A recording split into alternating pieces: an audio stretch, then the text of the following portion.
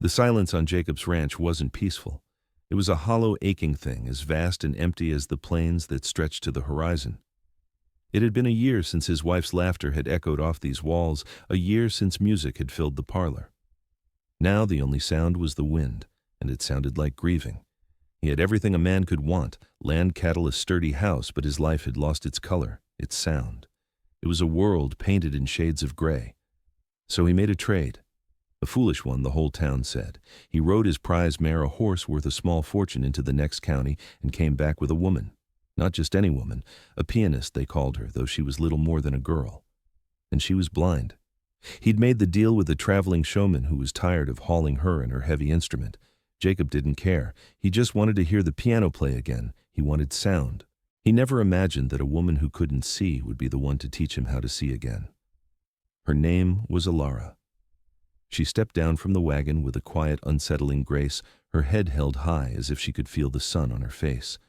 Her eyes, the color of faded bluebells, were open, but unseeing, fixed on a world only she knew. She didn't carry a cane. Her hands, long and pale, were her guides. "The piano's in the wagon," Jacob said, his voice gruff, unused to conversation. "The parlor's through that door." She didn't respond, but a flicker of a frown touched her lips, as if his voice was a texture she didn't like. Without a word, she reached out her fingers, lightly brushing the side of the wagon, then the porch rail, then the wall of the house, mapping her new world. Jacob watched, a knot of unease tightening in his gut. He had brought a stranger into his home, a fragile, blind girl. What had he been thinking? He had wanted music, a simple, clean transaction. But as he watched her move, so deliberate and self-contained, he had a sinking feeling that he had traded his best horse not for a musician, but for a mystery far more complicated than he could ever handle. He had invited a new silence into his house, and this one felt heavier than his own. It took Jacob and two of his ranch hands the better part of an hour to wrestle the old upright piano into the parlor. It was a beautiful instrument of dark polished wood, but it was coated in a thick layer of dust. He set it against the far wall where his wife's piano used to sit. The room felt like a tomb, the furniture draped in white sheets like slumbering ghosts. Alara stood in the center of the room, listening to their movements. When the men left, a heavy silence fell again. Jacob cleared his throat. "There it is," he said, stating the obvious. "It's probably out of tune." She didn't answer.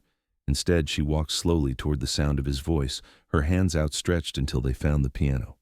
Her fingers drifted over the dusty wood with a familiarity that was almost reverent. She traced the carvings, the lid, then found the keyboard. She lifted the cover. Jacob held his breath, waiting for the music he had bartered his best horse for. But she didn't play. Her fingers hovered over the yellowed keys, pressing one down then another without making a sound. It was an unnerving, silent communion. After a long moment, she let her hands drop. "It is not the dust that is the problem," she said. Her voice was surprisingly clear and low, like the bottom notes of her instrument. It was the first time she had spoken to him. "The hammers are swollen with damp. The strings are rusted. This piano has not been loved in a long time." She turned her face in his direction, her unseeing eyes seeming to look right through him. "You cannot buy music, Mr. Jacob. You can only give it a home." Stung by her words, Jacob retreated. He left her there, a silent sentinel in the dusty parlor. He told himself he'd made a terrible mistake. He'd traded a living, breathing prize for a broken instrument and a woman who spoke in riddles. But that evening, a strange thing happened. As he sat on his porch nursing a bitter coffee, he heard a sound from the parlor. Not music, but a series of small, meticulous noises. Click, scrape, twang. He peered through the window. Alara had found his wife's old toolkit. With a touch that was impossibly gentle and precise, she was taking the piano apart. She had a small tuning hammer in one hand and a piece of soft cloth in the other. She was cleaning each string, tightening each pin, her head tilted as if she were listening to the instrument's bones. She wasn't just a pianist. She was a physician tending to a patient long thought dead. And Jacob watched mesmerized as the woman he thought was blind began to bring his silent house back to life, one broken note at a time. For 3 days, the parlor was her domain. Jacob stayed away, half out of irritation, half out of a strange, burgeoning curiosity. The sounds that came from the room were not music, but the quiet, industrious noises of a craftsman at work. He would catch glimpses of her through the window, a silhouette hunched over the piano's exposed heart, her brow furrowed in intense concentration. He left meals on a small table by the parlor door. The first day she didn't touch them. The second day the bread was gone. The third day she left the empty plate and a single perfectly polished piano key beside it. A silent thank you. A piece of the instrument she was healing offered as a token. On the evening of the third day, the small sounds stopped. A deep silence fell over the house, a silence that felt different. It wasn't empty anymore. It felt expectant. Jacob found himself standing outside the parlor door, his heart thumping a slow, heavy rhythm. Then it began. A single clear note rang out.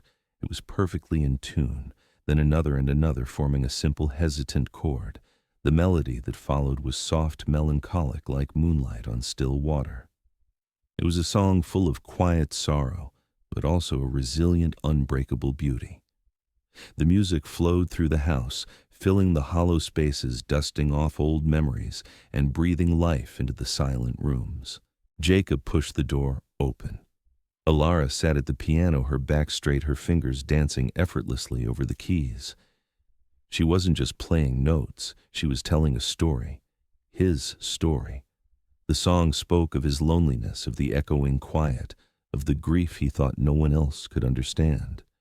But woven into the sadness was a thread of hope, a promise of light after a long darkness. He listened, rooted to the spot as the music washed over him.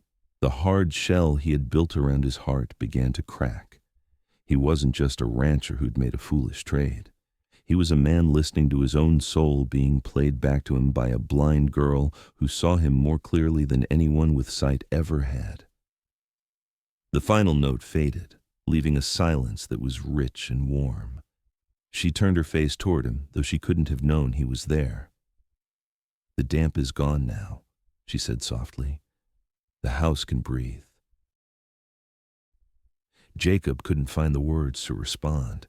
He just stood there, a silent, hulking figure in the doorway, feeling more exposed than he had in years. He cleared his throat. "It's good." He finally managed the word, feeling small and clumsy. "It is not good," she corrected him, her tone not sharp but precise. "It is honest. Like this house. It holds its sadness honestly." She rose from the piano bench and began to navigate her way toward the door, her hand trailing along the wall. As she passed him, her sleeve brushed against his arm. The contact was feather-light accidental, but it sent a jolt through him. He realized it was the first time they had touched. The music changed the ranch. It became the new heartbeat of the place. Every evening Alara would play. Sometimes the melodies were sorrowful, sometimes they were filled with a wild, untamed joy, like a Mustang running free across the plains. Jacob found his routines shifting. He'd finish his chores early, wash the dust from his hands, and find himself sitting on the porch just outside the parlor window listening. He started talking to her not just about the ranch, but about the music. That one he'd say the next morning. It sounded like a thunderstorm coming in from the west. It was she'd reply simply as she felt her way to the coffee pot. I felt the air change. He began to see the world through her senses. He noticed things he'd ignored for years, the specific scent of rain on dry earth, the way the floorboards creaked differently under the morning sun versus the evening cool, the texture of a horse's coat. He was her eyes, describing the color of the sunset, the shape of the clouds. She was his heart, translating the world into a language of feeling and sound that he had forgotten how to speak. One day he was fixing a loose floorboard in the hall. She approached, navigating by the sound of his hammer. "There's a draft here," she said, stopping a few feet away. "It whispers when the north wind blows." Jacob looked up, surprised. "I've been meaning to fix that for a year." He paused. "How did you—" "I listen," she said simply. "You see, the board is loose. I hear the song it sings." It was in that moment he realized her blindness was not a weakness. It was a different kind of strength. It allowed her to perceive the world with a depth he, with his perfectly good eyes, had been blind to. He had been living in a world of surfaces of shades of gray. She lived in a world of textures, sounds, and truths that ran deeper than sight, and she was slowly, patiently teaching him how to listen. One afternoon, Jacob returned from checking his fences to find a strange wagon in his yard. A portly, well-dressed man with a slick smile was standing on his porch talking to Alara. She stood near the door, her posture rigid, her face a pale, still mask. "Ah, Jacob," the man boomed, spotting him. "A pleasure. My name is Silas Croft. I'm the proprietor of the traveling show that had the good fortune of employing Miss Alara here." Jacob's hand instinctively went to the knife on his belt. He said nothing, just stood still, his eyes cold. "I've had a change of heart," Croft continued, rubbing his hands together. "Made a mistake letting such a talent go. The crowds miss her. I've come to buy her back. I'll even pay you double what that horse of yours was worth." Chatruhu, 10:48. Jacob looked at Alara. She didn't move, didn't speak, but he could feel the terror radiating from her like a cold wave. She had found a sanctuary here, and now the outside world in the form of this odious man had come to drag her back to the cage. "She's not for sale," Jacob said, his voice a low rumble. Croft laughed, a condescending, unpleasant sound. "My dear man, everything is for sale. She is an attraction, a novelty, the blind pianist. It's brilliant marketing. She has no place on a dusty ranch." He took a step toward Alara. "Come now, my dear. Your audience awaits." 0-11:27. Before Croft could touch her, Alara did something unexpected. She held up a hand, not in fear, but as a command to stop. Then she turned her face toward the sound of his voice. "Mr. Croft," she said, her voice devoid of any warmth, "you are mistaken. I was never your employee. I was your spectacle. You showed me to crowds like a prize pig. You locked me in my room after every performance. You told me I was helpless without you." She took a slow, deliberate step away from the wall and toward Jacob. "Here," she said, her voice softening, "I am not a spectacle. I am a musician." She paused. "And I am home." 12:09. She reached out her hand, finding Jacob's arm with unerring accuracy. She held on, a silent declaration of her choice. Jacob looked down at her small hand on his arm, then looked back at Croft, his eyes like flint. "You heard the lady," he said. "This is her home. Now get off my land before I forget I'm a rancher, and remember how to be something much less forgiving." Croft's smile vanished. He saw the iron resolve in Jacob's face, saw the girl's hand firmly on his arm. He had lost. With a sneer and a muttered curse, he turned and lumbered back to his wagon, leaving a trail of dust and defeated ambition behind him. The dust from Croft's wagon settled, leaving the ranch in a profound quiet. Alara's hand was still on Jacob's arm, her grip tight. He could feel the fine tremor running through her. He didn't speak, just stood there, a steady anchor, until her trembling subsided. Finally, she let out a long, shaky breath and released his arm. "Thank you, Jacob," she whispered. "You're the one who spoke up," he said, his voice softer than usual. "You didn't need me." "Yes, I did," she replied, turning her face toward him. A fragile, grateful smile touched her lips. "You made this a place worth speaking up for." That evening, she didn't play her usual songs. Instead, a new melody filled the house. It was a powerful, soaring piece full of defiance and strength. It was the sound of a cage door breaking open. It was the sound of freedom. Jacob sat on the porch listening and felt a pride so fierce it almost hurt. He had traded his best horse for music, and in return he'd been given a lesson in courage. Their lives settled into a new, deeper harmony. He found he no longer needed to be her eyes. She navigated the ranch with a confidence that astounded him, her memory and her other senses painting a world more vivid than his own. She could tell which horse was limping just by the sound of its gait. She knew a storm was coming by the scent of the air long before he saw the clouds. In turn, she began to draw him out of his gray world. She'd ask him to describe things not just by their look, but by their feel. The new colt, she'd say. "Tell me about him. He's a bay," Jacob would start, "brown with a black mane." "No," she'd insist gently. "Tell me about him. Is his coat rough or soft? Does he smell of his mother's milk or the dry grass? When you touch his muzzle, is it warm? He learned to experience his own world with a new richness, a new texture. He started seeing the light, not just the objects it fell upon. He noticed the deep indigo of twilight, the fiery orange of a sunrise, the pale silver of the moon on the plains.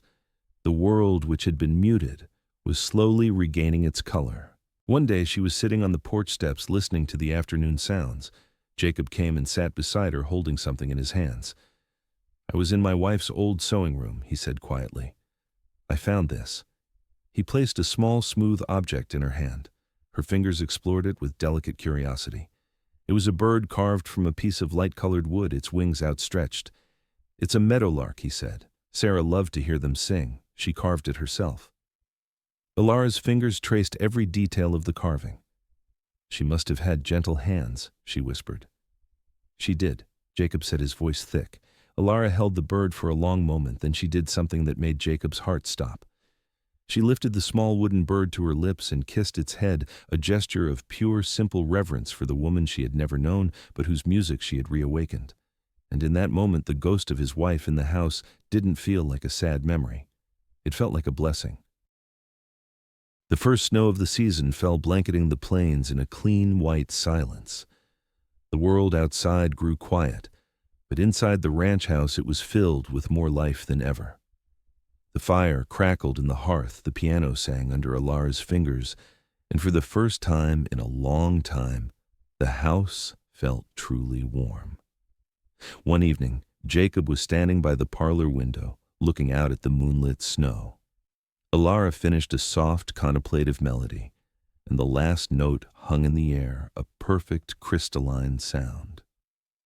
"Jacob," she said into the quiet. "I'm here," he answered, turning from the window.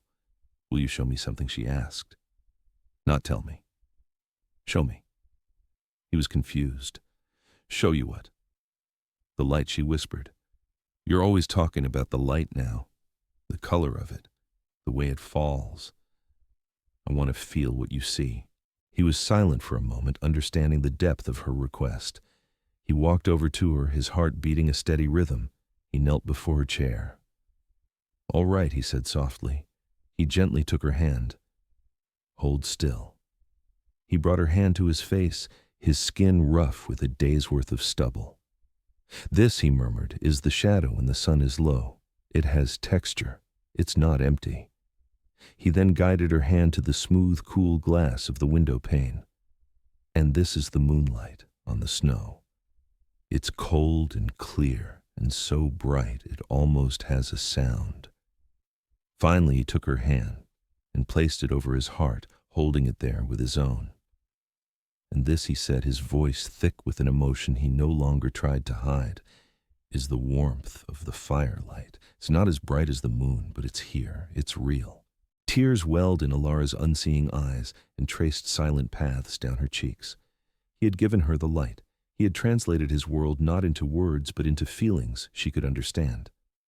She leaned forward, her other hand coming up to cup his cheek. "Jacob," she said, her voice trembling with the weight of her own confession, "I am not blind when I am with you." He closed his eyes, leaning into her touch. He had brought her here seeking a simple sound to fill an empty room. He had thought her sightless, a fragile thing in a world of darkness, but he was the one who had been blind. She was the one who had brought the light, who had taken the gray, silent canvas of his life and painted it note by note with brilliant, breathtaking color. He opened his eyes, and in the warm glow of the fire, he saw his future. It wasn't in the vast empty plains or in the memory of a song. It was right here in the hands of the woman who had taught him how to truly see.